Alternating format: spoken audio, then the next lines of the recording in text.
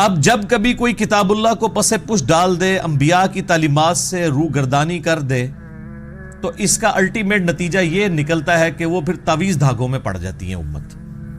اور یہی بنی اسرائیل کے ساتھ ہوا کہ جب انہوں نے اللہ کی کتاب کو پس پش ڈال دیا تو پھر وہ جادو سیکھنا شروع ہو گئے، تعویذات کا علم انہوں نے سیکھنا شروع کر دیا. شیاطین کا اتنا انٹریکشن ہو گیا کہ وہ انسانی شکل میں سامنے آ کے ان کو جادو سکھایا کرتے تھے اور وہ فخر یا جادو سیکھا کرتے تھے. حتیٰ کہ اللہ تعالیٰ نے 2 فرشتے نازل کیے ان کی آزمائش کے لیے، ہاروت اور ماروت.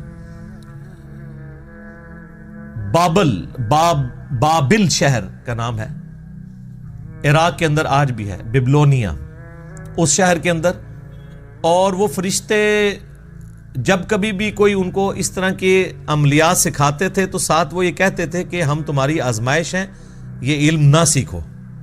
پھر بھی وہ یہ علم سیکھا کرتے تھے. تو اس میں ہاروت اور ماروت کا کوئی قصور نہیں تھا. اور یہ جو اسرائیلی روایتیں ہیں کہ وہ کسی عورت پر عاشق ہو گئے تھے اور آج بھی وہ فرشتے الٹے لٹکے ہوئے ہیں کسی کنویں کے اندر، وہ کنواں بھی بنایا ہوا ہے، بالکل جھوٹ ہے. قرآن کا واضح فتویٰ ہے کہ فرشتے کبھی بھی اللہ کے حکم کی سرتابی نہیں کرتے. شیطان نے اس لیے حکم عدولی کی کہ وہ جنات میں سے تھا. کان من الجن ففسق عن امر ربی، وہ جنوں میں سے تھا. سورۃ الکہف آیت نمبر 50. اس لیے اس نے اپنے رب کے حکم کی نافرمانی کی. ہاروت اور ماروت تو فرشتے تھے، تو اللہ تبارک و تعالیٰ کی وہ ڈیوٹی پوری کر رہے تھے. جیسا کہ ملک الموت علیہ السلام روح قبض کرتے ہیں تو اللہ کی ڈیوٹی پوری کر رہے ہیں. آپ اور میں کسی کی روح قبض کرنے کی کوشش کریں گے تو ہم پہ قتل کا مقدمہ لگ جائے گا، کیونکہ ہم اللہ کی ڈیوٹی پوری نہیں کر رہے ہوں گے، اللہ کی شریعت کو توڑ رہے ہوں گے. تو اب اسی کانٹیکسٹ میں یہ اگلی آیت ہے، بڑی اہم ترین آیت، سورۃ البقرہ کی آیت نمبر 102. وَاتَّبَعُوا مَا تَتْلُو الشَّيَاطِينُ عَلَى مُلْكِ سُلَيْمَانَ، اور پیروی کرنے لگے اس کی جو پڑھا کرتے تھے شیاطین سلیمان کے عہد حکومت کے اندر. نہیں، شیاطین زمین پہ اترتے تھے، لوگوں کو جادو سکھایا کرتے تھے، تو لوگ ان جادوگروں کی پیروی کرنا شروع ہو گئے. اللہ کی کتاب کو انہوں نے پسے پش ڈال دیا. وما کفر سلیمان، اور سلیمان علیہ السلام نے کفر نہیں کیا. یعنی یہ اللہ تعالیٰ نے کلیئر کیا، کیونکہ بنو اسرائیل میں ایسے لوگ بھی تھے کہ جو حضرت سلیمان علیہ السلام سے بھی بغض رکھتے تھے، اور وہ سمجھتے تھے کہ حضرت سلیمان علیہ السلام بھی ایکسیز آف ایول ہیں، کیونکہ ان کو بھی جو معجزات ملے ہوئے تھے وہ ان کو جادو سمجھتے تھے. ظاہر ہے سلیمان علیہ السلام کے بارے میں میرا کلپ ڈیٹیل ریکارڈ ہوا ہے، تخت بلقیس والا. پرندوں کی بولیاں وہ جانتے تھے، ہوا ان کے حکم سے چلتی تھی. اللہ تعالیٰ فرماتا ہے ان کی صبح کی جو مسافت ہے وہ 1 مہینے کے برابر ہوتی تھی اور شام کی 1 مہینے کے برابر. پہاڑ ان کے والد کے ساتھ، حضرت داؤد علیہ السلام کے ساتھ تسبیح کرتے تھے. اور پرندوں کی بولیاں کیا، ہد ہد ان کا جو تھا وہ ان کا سمجھ لیں کہ ایئر چیف تھا. تو اس قدر غیر معمولی صلاحیتیں ان کو حاصل تھیں کہ بعض لوگوں کو یہ گمان ہوا کہ یہ بھی جادوگر ہے. تو اللہ تعالیٰ نے حضرت سلیمان علیہ السلام کی کلیریفیکیشن دی ہے کہ سلیمان علیہ السلام کو جو کچھ دیا گیا وہ جادوگری نہیں تھی بلکہ وہ معجزات تھے. وما کفر سلیمان، سلیمان نے کوئی ایسا کفر نہیں کیا. ولکن الشیاطین کفروا، بلکہ لیکن، یہ لیکن کا لفظ اردو میں بھی استعمال ہوتا ہے، لیکن عربی میں لیکن، اردو میں لیکن. لیکن شیاطین کفر کرتے تھے. یعلمون الناس السحر، وہ لوگوں کو سحر جادو سکھایا کرتے تھے. وما انزل علی الملکین، اور جو ہم نے نازل کیا تھا 2 فرشتوں پر، بابل شہر کے اندر، ہاروت و ماروت. ہاروت اور ماروت 2 فرشتے تھے جن پہ ہم نے ایک ایسی خاص چیز نازل کی تھی، وہ آگے ذکر آ رہا ہے، جو وہ لوگوں کو سکھایا کرتے تھے. وما يعلمان من احد حتى يقولا، اور وہ اس وقت تک کسی کو وہ علم نہیں سکھاتے تھے جب تک کہ یہ کلیئر نہ کر دیں کہ یہ جو تم علم ہم سے سیکھ رہے ہو یہ فتنے والا علم ہے، یہ علم سیکھنا حرام ہے، یہ کفر ہے، یہ اللہ کی نافرمانی ہے. لیکن وہ آزمائش کے طور پہ سکھا رہے تھے. اللہ تعالیٰ، ظاہر ہے اللہ تعالیٰ نے یہ سارے معاملات کیوں پیدا کیے ہیں؟ تاکہ انسان کو آزمایا جائے. اب اللہ تعالیٰ نے خنزیر کو اللہ نہیں پیدا کیا، اور ہمارے اوپر پابندی لگا دی کہ اس کا گوشت نہیں کھانا. اس میں خنزیر کا تو کوئی قصور نہیں ہے, اس کو ہماری آزمائش کے لیے پیدا کیا. تو اس طرح اللہ تبارک و تعالیٰ نے جو یہ جانچنے کا نظام پیدا کیا, اس میں کوئی نہ کوئی اللہ تعالیٰ کی ڈیوٹی پوری کر رہا ہوتا ہے, بشرطے کہ کوئی بغاوت نہ کرے تو اس کے اوپر کوئی اس طرح کا بلیم نہیں آتا. تو جب کبھی بھی وہ کسی کو سکھانے لگتے تھے وہ دونوں, تو وہ کیا کہتے تھے, انما نحن فتنۃ, ہم تو نہیں مگر فتنہ, آزمائش ہے تمہارے لیے, فلا تکفر, تو مت کفر کرو. یعنی فرشتے کہتے تھے کہ ہم کفر سکھا رہے ہیں لیکن کفر نہ سیکھو, یہ اللہ کی آزمائش ہے. یار اس سے ننگی بات کوئی کی جا سکتی ہے کہ فرشتے انسانی شکل میں آئے اور کہ ہمیں اللہ نے تمہاری آزمائش کے لیے بھیجا ہے کہ دیکھتے ہیں کہ کون اس آزمائش میں پڑتا ہے, کوئی کون نہیں پڑتا, اس کے باوجود لوگ گمراہ ہو جائیں. تو یہ کوئی اتنی معیوب بات تو نہیں ہے, ہماری امت بھی ایسے کر رہی ہے. نبی علیہ السلام کی مبارک زندگی کے اندر سارے کوئی آپ کے جانثار تو نہیں تھے, آپ کے جانی دشمن بھی تھے. آپ علیہ السلام پہ قاتلانہ حملے بھی ہوئے, آپ علیہ السلام کو تکلیف بھی دی گئی, آپ کے گھر والوں کے اوپر تہمتیں لگائی گئی, حتیٰ کہ آپ کو زہر بھی دیا گیا. تو یہ ساری تکلیفوں سے نبی علیہ السلام کو گزرنا پڑا. تو فرشتے تو پھر بھی فرشتے تھے, پیغمبر جو ان کی جنس سے ہوتے تھے, ان کی سپیشیز سے ہوتے تھے, ان کو بھی لوگ نہیں قبول کرتے تھے. فَيَتَعَلَّمُونَ مِنْهُمَا مَا يُفَرِّقُونَ بِهِ بَيْنَ الْمَرْءِ وَزَوْجِهِ, اور وہ کیا سکھاتے تھے, وہ دونوں سکھایا کرتے تھے ایسا منتر, ایسا جادو, ایسا کوئی تعویذ گنڈا سکھاتے تھے جس کے ذریعے میاں بیوی کے درمیان علیحدگی کروا دیں. یعنی وہ جو فرشتے تھے وہ کیا کرتے تھے, اللہ تعالیٰ کی طرف سے آزمائش تھے, اور ایسی آزمائش تھے کہ وہ ایسا منتر سکھاتے تھے جس کے ذریعے کوئی شخص میاں بیوی کے درمیان جدائی کروا سکتا ہے. تو سیکس تو ہمیشہ پوٹنٹ جذبہ رہا ہے. اس زمانے میں بھی اگر کسی کو کسی کی بیوی پسند آتی تھی تو وہ ایسے کوئی تعویذ دھاگے کے ذریعے وہ جو سیکھتے تھے میاں بیوی میں علیحدگی کروا کے تو خود پھر شادی کر لیتے تھے. تو اس طرح کے علوم آج کل بھی آپ دیکھیں مارکیٹ کے اندر عام ہے, لیکن ظاہر ہے کہ یہ علوم اسی وقت اثر کرتے ہیں کہ جب جن کے اوپر یہ عمل کیا جا رہا ہو وہ خود اللہ سے غافل ہو. اگر جو شخص سنت اذکار کرتا ہے اور وظائف کا اہتمام کرتا ہے, اللہ کے ساتھ جڑا ہوا ہے, تو دنیا کے سارے جادوگر مل کے کچھ نہیں کر سکتے. ایک نبی علیہ السلام کا جو واقعہ جادو والا ہے جس کے اوپر میرا کلپ بھی ریکارڈڈ ہے, وہ صرف اللہ تعالیٰ نے ایک رول ماڈل کے طور پر ایک واقعے سے آپ علیہ السلام کو گزارا. اس کے بعد کبھی آپ نے سنا ہو کسی صحابی پہ جادو ہوا ہو؟ حضرت عمر فاروق رضی اللہ تعالیٰ عنہ جنہوں نے سپر پاورز الٹ دی تھی, تو یہودی یروشلم میں بیٹھے ہوئے تھے اور وہ جادو میں مشہور تھے, کروا دیتے حضرت عمر کے اوپر جادو؟ نہیں. جب جادو کا علاج اتر آیا معوذتین, آخری 2 صورتوں کی شکل میں, تو صحابہ کرام ان وظائف کا اہتمام کرتے تھے, اس لیے ان کے اوپر کبھی اس قسم کے سفلی جو علوم ہیں انہوں نے کبھی کوئی برا اثر نہیں دکھایا. تو اگر جادو سے ہی جنگیں جیتی جاتی تو وہ جیت لیتے, تو اس طرح نہیں ہوتا. خیر یہ الگ ٹاپک ہے, میں اس کی ڈیٹیل میں آج نہیں جاؤں گا. اللہ تعالیٰ فرماتا ہے کہ وہ میاں بیوی کے درمیان جدائی کروا دیتے تھے, اور یہ میاں بیوی کے درمیان جدائی کروانے کا فتنہ آج تک اسی طریقے سے جاری ہے. شیاطین یہ جدائی کرتے ہیں, اور اس کے لیے ضروری نہیں کسی نے تعویذ کروایا ہو, اپنی غلطیاں بھی آتی ہیں. اللہ تعالیٰ کے کچھ رولز اور ریگولیشنز ہیں, جو ان کو وائلیٹ کرے گا اس کے اوپر اللہ تعالیٰ کا وہ رول اپلائی ہو جائے گا. مثلاً جو شخص بھی سخت سردیوں کی رات میں ننگے پاؤں ٹھنڈے فرش پہ پھرے گا تو اس چیز کے چانسز ہیں کہ اس کو ٹھنڈ لگ جائے. اب وہ یہ تو نہیں کہہ سکتا میں نے دعائیں پڑھی ہوئی ہیں. دعا کا اثر اس وقت تک ہے جب تک آپ اپنے اوپر خود تقدیر غالب نہ کر لیں. اگر کوئی دعا پڑھ کے تو سانپ کے منہ میں ہاتھ دے دیتا ہے تو دعا کا کوئی اثر نہیں ہوگا, کیونکہ ان ساری دعاؤں کے ساتھ آتا ہے ناگہانی آفات جو انسان نے خود اپنے اوپر اپلائی نہ کیا. اب ایک بندہ کہ جی میں بسم اللہ پڑھ کے ساکٹ میں 2 انگلیاں دے دوں تو انشاءاللہ اوپر ہی پہنچے گا. ہاں آپ کو کہانیاں کرائی گئی ہیں کہ حضرت خالد ابن ولید نے بسم اللہ پڑھ کے زہر پی لیا تھا. یار آپ کی عقل کام کرتی ہے کہ خالد ابن ولید رضی اللہ تعالیٰ عنہ اس طرح کی غیر شرعی حرکت کریں؟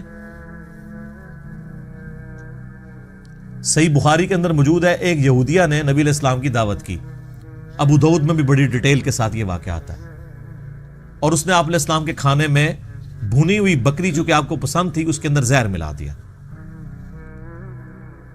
آپ علیہ السلام نے جب کھانا شروع کیا تو آپ کے ساتھ باقی صحاب بھی تھے، تو جیسے ہی آپ نے لقمہ زبان پہ رکھا تو اس لقمے نے بول کے کہا کہ یا رسول اللہ مجھے آپ نے نہیں نگلنا، میرے اندر زہر ہے، تو آپ نے وہ تھوک دیا۔ لیکن اس دوران کئی صحابہ جنہوں نے ایک ایک لقمہ چکھ لیا تھا، ان میں سے کئی صحابہ شہید ہو گئے اس زہر کی وجہ سے، اور اس کے قصاص میں اس عورت کو قتل بھی کروایا گیا، ظاہر اس نے زہر دیا تھا۔ تو اسے پوچھا گیا بھی تم نے یہ کیوں کیا ہے؟ تو اس نے کہا کہ میں نے چیک کرنا تھا آپ اللہ کے رسول ہیں یا نہیں، اگر آپ اللہ کے رسول ہیں تو اللہ آپ کو بتا دے گا، اور اگر آپ اللہ کے رسول نہیں ہیں تو آپ سے ہماری جان چھوٹ جائے گی۔ خیر ایمان کی دولت پھر بھی نہیں ان کو نصیب ہوئی اس واقعے کے بعد بھی، جس طرح ہم یہاں لوگوں کو ان کے بزرگوں کی بابوں کی کفری عبارتیں بھی دکھا دیتے ہیں نا، پہلے تو بڑے وثوق سے کہہ رہے ہوتے ہیں کہ جی بالکل غلط ہے، جب دیکھ لیتے ہیں آپ کہتے ہیں آپ بتاؤ، پھر آنکھیں بند کر لیتے ہیں۔ تو یہ مینٹالٹی شروع سے۔ تو اب مجھے بتائیں صحابہ کرام جو ساتھ نبی علیہ السلام کی موجودگی میں بغیر بسم اللہ کے وہ کھانا کھا رہے تھے وہاں پہ، تو کیوں شہید ہو گئے؟ زہر کا اثر ہو جاتا ہے، جس کی موت لکھی ہوئی ہے وہ اس طریقے سے آ جانی، موت نہیں ٹل سکتی۔ اور پھر صحیح بخاری میں یہ آتا ہے کہ 4 سال تک نبی علیہ السلام کو اس زہر کی وجہ سے تکلیف رہی، حتیٰ کہ آپ کی وفات بھی اسی میں ہوئی ہے، کیونکہ آپ کو اللہ تعالیٰ نے اس طرح دشمنوں کے ہتھے تو نہیں چڑھنے دینا تھا۔ کتب اللہ لأغلبن انا ورسولی، اللہ نے یہ طے کر دیا کہ میں اور میرے رسول غالب رہیں گے، تو اس کے تحت اللہ نے آپ کو اسپیشل پروٹیکشن دی۔ لیکن آپ کی خواہش تھی، صحیح بخاری میں حدیث ہے، میری خواہش ہے اللہ کی راہ میں قتل کیا جاؤں، پھر زندہ کیا جاؤں، پھر قتل کیا جاؤں، پھر زندہ کیا جاؤں، پھر قتل کیا جاؤں، پھر زندہ کیا جاؤں، پھر قتل کیا جاؤں۔ تو یہ خواہش اللہ تعالیٰ نے انڈائریکٹلی پوری کر دی اور آپ کو شہادت کے مرتبے تک پہنچایا۔ میرا یوٹیوب پہ ایک کلپ بھی اپلوڈڈ ہے، کیا نبی علیہ السلام شہید ہوئے تھے، اس میں یہ ساری احادیث بتائی ہیں، باقاعدہ ان کو ڈسپلے کروایا ہے، ایک ایک کا JPG دکھایا ہے کہ یہ اس طریقے سے یہ معاملہ ہوا تھا۔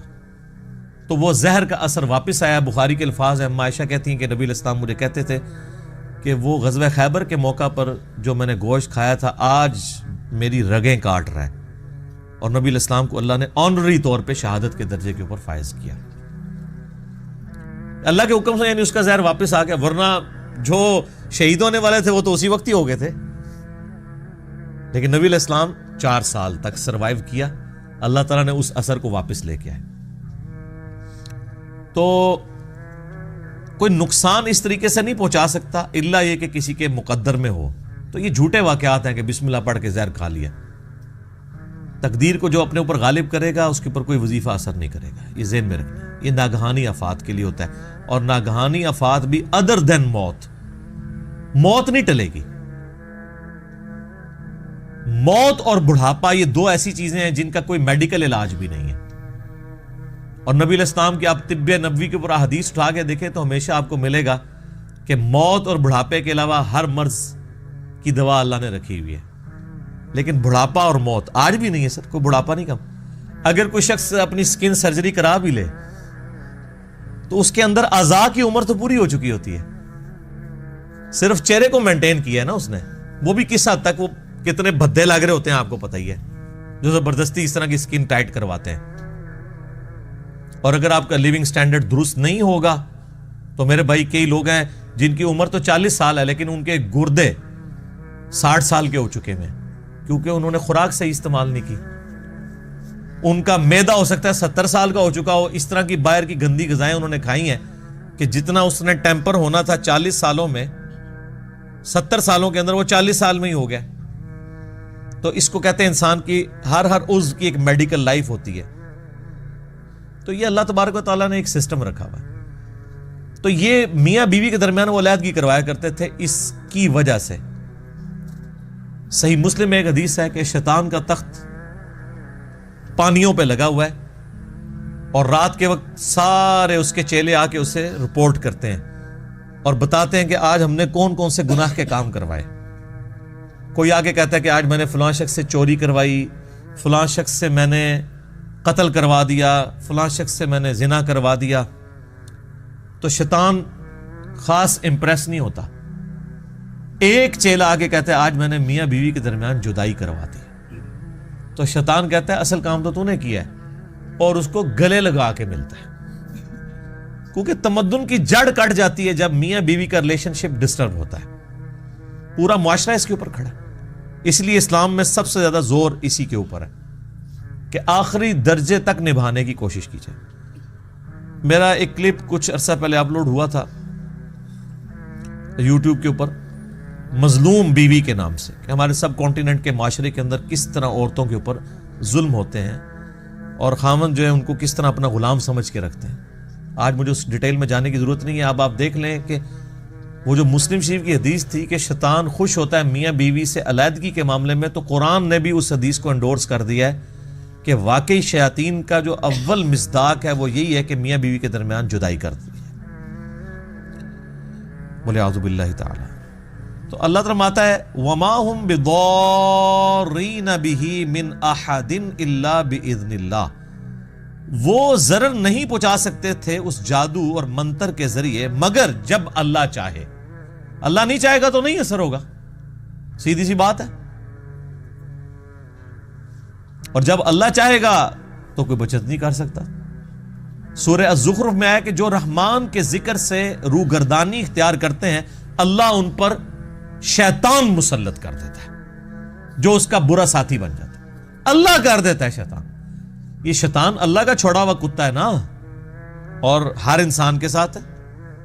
بخاری مسلم میں حدیث موجود ہے، نبی علیہ السلام فرمایا کہ ہر انسان کے ساتھ ایک فرشتہ اور ایک جن اٹیچڈ ہے۔ مسلم شریف میں ذرا ڈیٹیل آتی ہے اس کی۔ تو ایک صحابی نے جرت کر کے پوچھا یا رسول اللہ آپ کے ساتھ بھی؟ فرمایا ہاں میرے ساتھ بھی اٹیچ ہے، لیکن اللہ تعالیٰ نے مجھے اس پہ طاقت دی، میرے ساتھ جو شیطان اٹیچ ہے وہ مجھے نیکی کی طرف ہی بلاتا ہے، باقی سب کا جو شیطان ہے برائی کی طرف، میرے ساتھ جو شیطان اٹیچ ہے وہ متی ہو گیا ہے، اس نے اسلام قبول کر لیا۔ تو نبی علیہ السلام کے سوا کوئی شخص یہ نہیں کہہ سکتا کہ گارنٹی ہے میں جو کچھ کہہ رہا ہوں وہ حق کہہ رہا ہوں، چاہے وہ کوئی صحابی ہو چاہے کوئی بزرگ ہو،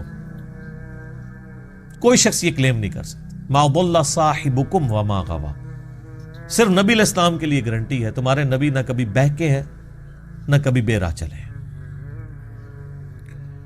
تو اللہ تعالیٰ ہمارا کہ وہ اللہ کے اذن کے بغیر نہیں ایسا کر سکتے تھے۔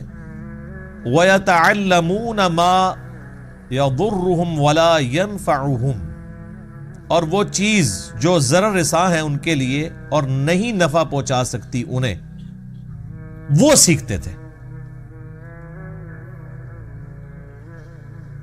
ظاہر ہے کہ دنیا میں اگر کوئی منفعت حاصل بھی کر لے، آخرت میں تو اس کا نقصان ہے۔ جادوگر تو کافر ہو جاتا ہے کیونکہ وہ ایسے الفاظ بولتا ہے جو کفر کی کیٹیگری میں فال کرتے ہیں۔ اس لیے آپ دیکھ لیں سعودیہ کے اندر تو جادوگر کی سزا قتل ہے، سیدھا سیدھا فساد فی الارض کر رہا ہے وہ۔ وَلَقَدْ عَلِمُوا لَمَنِ اشْتَرَاهُ مَا لَهُ فِي الْآخِرَةِ مِنْ خَلَاقٍ، اور وہ اچھی طرح یہ جانتے تھے کہ جو وہ سودا کر رہے ہیں ان کا اب آخرت میں اللہ کی رحمت میں کوئی حصہ نہیں ہے، بڑا ہی برا سودا کر رہے ہیں وہ، یعنی اپنی آخرت بیچ کے دنیا حاصل کر رہے ہیں نا، دنیا کی منفعت کی خاطر کفر کر کے سحر کر کے، اس سحر کے ذریعے کیا کر رہے ہیں؟ اپنی آخرت برباد کر رہے ہیں۔ تو دنیا خرید رہے ہیں آخرت کو برباد کر کے، تو کتنا برا وہ سودا کر رہے ہیں۔ اور اہل ایمان کی نشانی سورہ توبہ میں کیا آئی کہ اللہ تعالیٰ نے مومنین کی جانیں اور مال جنت کے بدلے میں خرید لی ہیں، وہ اپنی جان اور مال لٹا دیتے ہیں جنت کے حصول کے لیے۔ اور یہاں پہ جو فاسقین ہیں، جو کفر کرنے والے ہیں، اللہ کے باغی ہیں، ان کا ایٹیچیوڈ کیا ہے کہ وہ دنیا حاصل کرنے کے لیے اپنی آخرت داؤ پہ لگا دیتے ہیں۔ ما لہ فی الآخرۃ من خلاق، آخرت میں ان کا کوئی حصہ نہیں ہے۔ وَلَبِئْسَ مَا شَرَوْا بِهِ أَنفُسَهُمْ، لو کانوا یعلمون، اور کتنی ہی بری چیز ہے جس کا انہوں نے سودا کیا ہے اپنی جانوں کو اس یعنی دوزخ کی آگ میں جھونک کے. لو کانوا یعلمون، کاش وہ اس بات کو جانتے ہوتے. جانتے تو وہ تھے، مراد یہ کہ جاننے والا جانتے. یہاں پہ آپ بڑے سے بڑے ڈاکو سے پوچھ لیں کہ ڈاکہ مارنا کیسی چیز ہے، کہے گا جی بری چیز ہے. اپنے بچوں کو وہ کوشش کرے گا کہ ان کی تربیت صحیح کرے، تو اس کا کیا مطلب ہے؟ اس کو پتا ہے. لیکن اللہ تعالیٰ جو اس طرح کی ورڈک دیتا ہے نا، کاش یہ جانتے ہوتے، مراد یہ کہ واقعی اس کو سیریس لیتے. اب کتنے لوگ ٹی وی پہ آ کے کہتے ہیں جان اللہ کو دینی ہے، اور کرتوت ان کے دیکھ لیں. اگر اللہ کو جان دینی ہو تو انسان جھوٹے الزامات کسی کے اوپر لگائے، اللہ رسول کی قسمیں کھائے. واقعی اگر دینی ہو تو وہ اسی طرح جان اللہ کو دینی ہے جس طرح ہم لوگ کہتے ہیں ایک ڈوگما لے کے چل رہے ہوتے ہیں، ایک جسے وہ رچرڈ ڈاکنز بھی ڈیلوژن کہتا ہے، ڈیلوژن ہی لے کے چل رہے ہوتے ہیں.